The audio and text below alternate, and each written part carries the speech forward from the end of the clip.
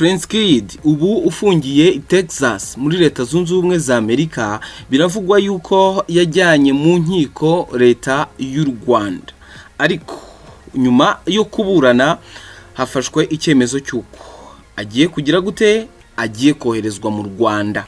Amakuru ari kuva i Texas ubwo baburanaga Prince Kid aburana asaba ubuhungiro muri Leta Zunze Ubumwe za Amerika hariya i Texas, yavuze yuko ari gusaba ubuhungiro kubera yuko umutekano we nyine cyangwa umutekano utizewe mu Rwanda.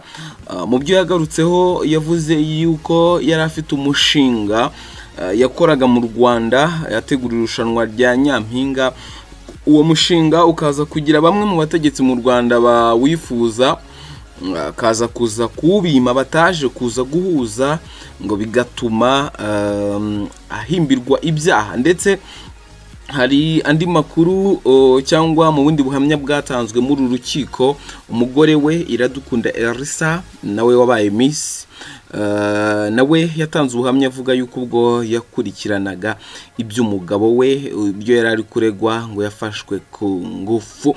Reka tugaruke kuri aya makuru ari kuva i Texas, tumenye ese bimeze bite ibya Prince Kid wakatiwe cyangwa urukiko rwemeje yuko agomba kugaruka mu Rwanda akarangiza igihano cye. Mbahaye ikaze kandi reka nizere ko muri amahoro aho muri mu bice bitandukanye. Ese ibi Prince Kid avuga bishingiye kuki, aho yagarutse ko bamwe mu bategetsi mu Rwanda bashatse kumutwarira umushinga? Reka tubane.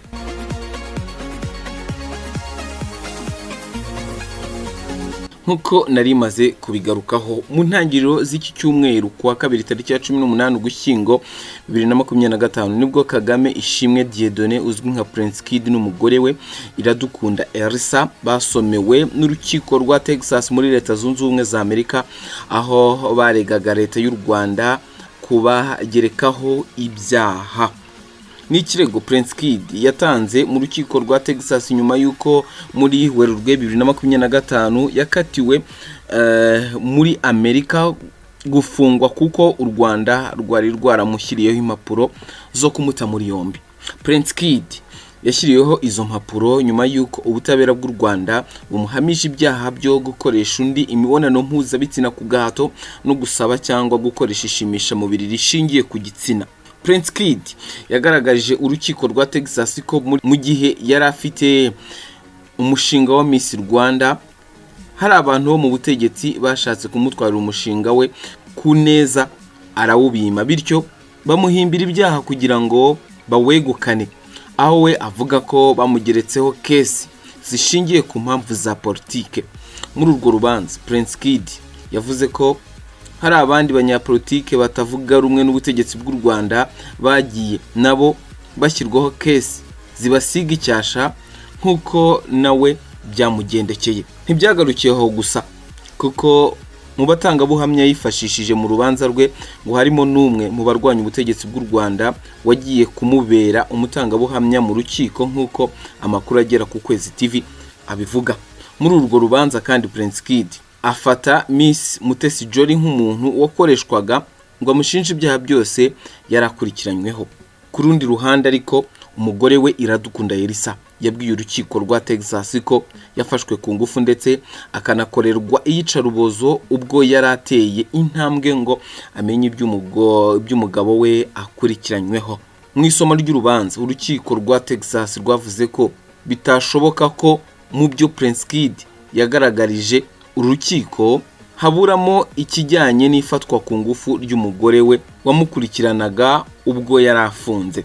Umucamanza yavuze ko mu mvugo za Prince Kid n'umugore we Elisa harimo kunyuranya imvugo, ari nayo mpamvu urukiko rwanzuye ko agomba koherezwa mu Rwanda. Kubw'iyo mpamvu urukiko rwanzuye ko ikirego cyabo cyo gusaba ubuhungiro nta shingiro gifite, ko bagomba koherezwa mu Rwanda. Prince Kid rero afungiye muri Amerika kuva muri Werurwe uyu mwaka, mu gihe umugore we Iradukunda Elisa ari hanze. Urukiko rwa Texas muri Amerika rwahaye Prince Kid kandi iminsi 30 yo kujurira icyo cyemezo cyo koherezwa mu Rwanda ngo arangize igihano cye. Mu gihe Prince Kid yajurira icyo cyemezo cy'urukiko, arasabwa kwerekana ibimenyetso simusiga bigaragaza ko koko yageretsweho ibyaha yahamijwe n'inkiko z'u Rwanda. Prince Kid yakatiwe n'umugore we Iradukunda Elisa batari mu Rwanda kuko mu Ukuboza 2022 urukiko rwa Kigali rwari rwamugize umwere ndetse rutegeka ko ahita afungurwa. Nyuma yo kuwa 13 Ukwakira 2023 nibwo urukiko rukuru rwakatiye Ishimwe Dieudonné uzwi nka Prince Kid igifungo cy'imyaka 5 n'ihazabu ya miliyoni 2 z'amafaranga y'u Rwanda nyuma yo kumuhamya ibyaha byo gukoresha undi mibonano mpuzabitsina ku gahato no gusaba cyangwa gukoresha ishimisha mubiri rishingiye ku gitsina. Kuwa 3 Werurwe 2025 nibwo urwego rushinzwe abinjira n'abasohoka muri Leta Zunze Ubumwe za Amerika CIA rwatangaje ko rwafashe umugabo witwa Dieudonné Ishimwe uzwi nka Prince Kid ufite imyaka 38 wari wahunze ubutabera bw'u Rwanda kubera icyaha cyo gufata ku ngufu. ICE yatangaje ko Ishimwe yafatiwe mu mujyi wa Fort Worth muri Texas ho muri Leta Zunze Ubumwe za Amerika. Namakuru yacicikanye cyane ku itariki ya 9 hari ku cyumweru Werurwe 2025 ndetse hibazwa byinshi bijyanye n'uburyo Prince Kid yafashwe. Mu itangazo ICE ivuga ko Ishimwe yari yarinjiye muri Leta Zunze Ubumwe za Amerika mu buryo bwemewe n'amategeko ariko aza kurenga ku mategeko y'igihugu kandi ko urwego rushinzwe iperereza muri Amerika FBI rwafashije muri iki gikorwa cyo kumufata. Leta y'u Rwanda binyuze mu bushinjacyaha bukuru yari yashyiriyeho Ishimwe impapuro zo kumuta muri yombi ku cyaha cyo gufata ku ngufu kuva kwa 29 Ukwakira 2024. Josh Johnson umuyobozi w'agateganyo wa ICE mu ishami rishinzwe gukurikirana no kwirukana abinjira mu gihugu mu buryo butemewe yavuze ko Amerika itazihanganira abanyabyaha bagerageza guhunga ubutabera mu bindi bihugu. Yongeyeho ko bazakomeza gukorana n'inzego z'umutekano zo mu gihugu no ku rwego mpuzamahanga kugira ngo abantu nk'aba bafatwe kandi birukanwe.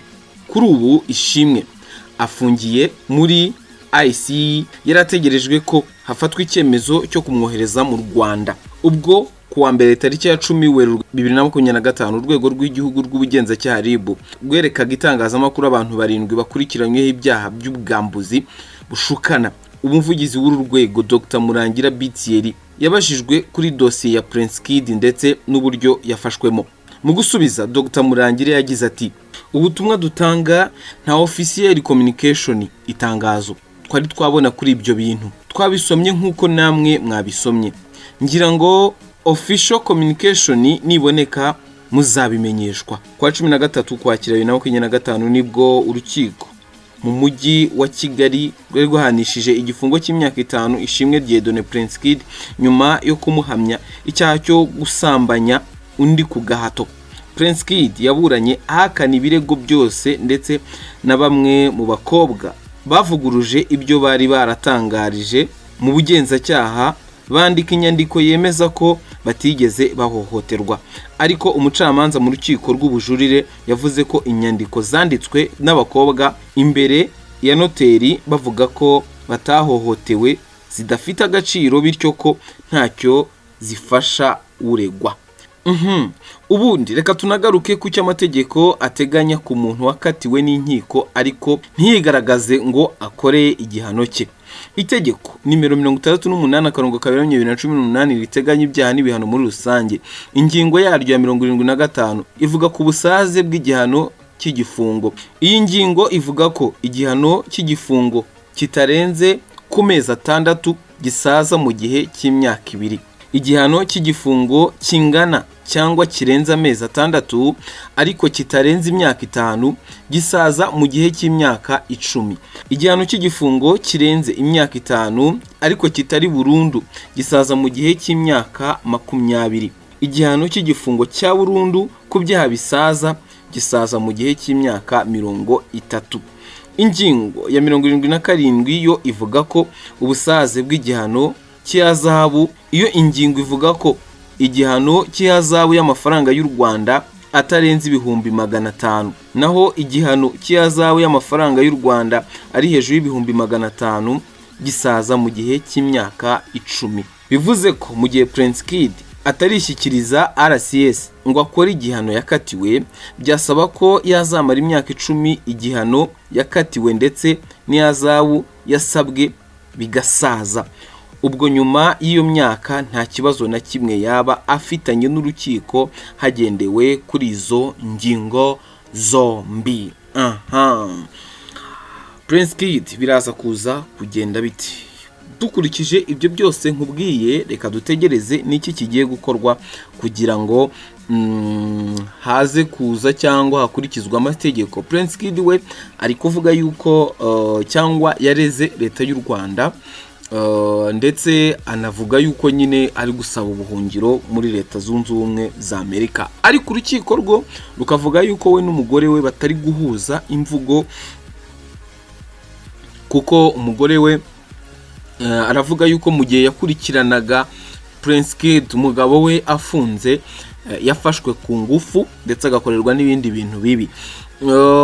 Umugabo we ariko icyo gihe ari kuvugwa abazwa ntago biyigeze abivuga, ni ukuvuga ngo habayeho kudahuza mu mvugo. Ibi bintu byatumye urukiko rubakatira cyangwa rwemeza yuko koko uyu mugabo agomba koherezwa cyangwa agomba kugarurwa mu Rwanda akarangiza igihano cye. Ariko se uyu Prince Kid araza kuza kujurira ko yahawe iminsi 30. Najurira aragomba kuba afite ibimenyetso simusiga bigaragaza ibyo ari kuvuga koko ko ari byo. Ibyo bintu biraza kuza kurangira bitereka dutegereze n'iki kiraza kuza gukurikira. Mwebwe mukomeze kubana natwe mu makuru n'ibiganiro byacu bya buri munsi.